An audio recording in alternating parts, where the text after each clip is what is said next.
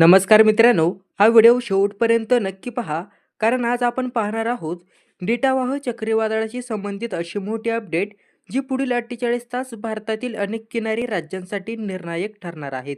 शेवटी आपण पाहणार आहोत नक्की महाराष्ट्रासाठी काय नेमका इशारा देण्यात आला आहे. चला तर माहिती सुरू करूया आजची मोठी अपडेट. व्हिडिओ सुरू करण्यापूर्वी आपल्या चॅनलवर तुम्ही नवीन असाल तर चॅनलला अवश्य सबस्क्राईब करा. बंगालच्या उपसागरात निर्माण झालेल्या डेटावाहू चक्रीवादळाने श्रीलंकेमध्ये अक्षरशः हाहाकार माजवला आहे. गेल्या 24 तासांपासून सुरू असलेला अतिमुसळधार पाऊस आणि वेगवान वाऱ्यामुळे स्थानिक प्रशासनाला मोठ्या अडचणींना सामोरं जावं लागत आहे. सुरुवातीलाच मिळालेल्या अधिकृत माहितीनुसार 123 लोकांचा मृत्यू झाल्याची धक्कादायक बातमी समोर आली आहे.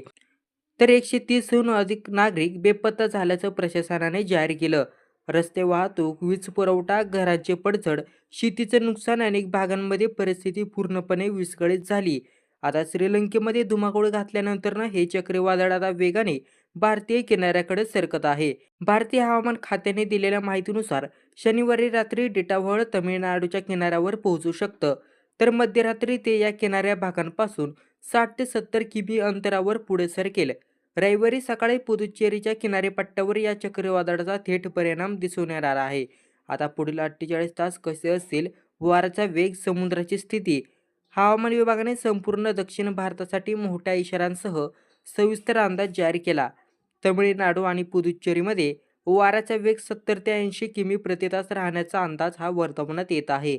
सोबतच काही तासात हा वेग 90 किलोमीटरपर्यंत देखील जाण्याची शक्यता वर्तवण्यात येत आहे.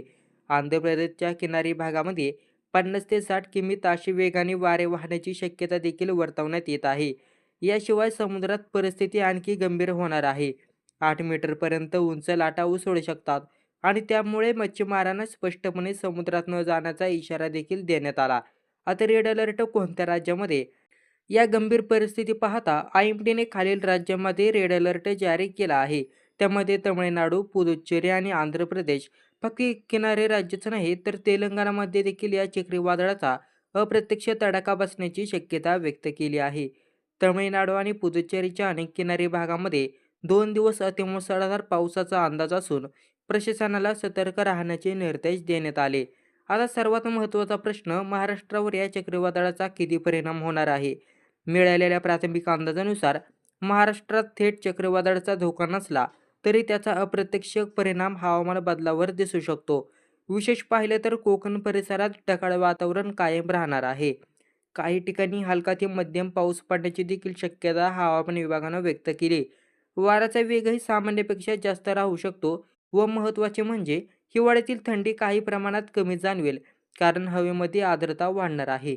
म्हणूनच नागरिकांनी हवामान विभागाच्या सूचनांकडे लक्ष देणं आवश्यक आहे.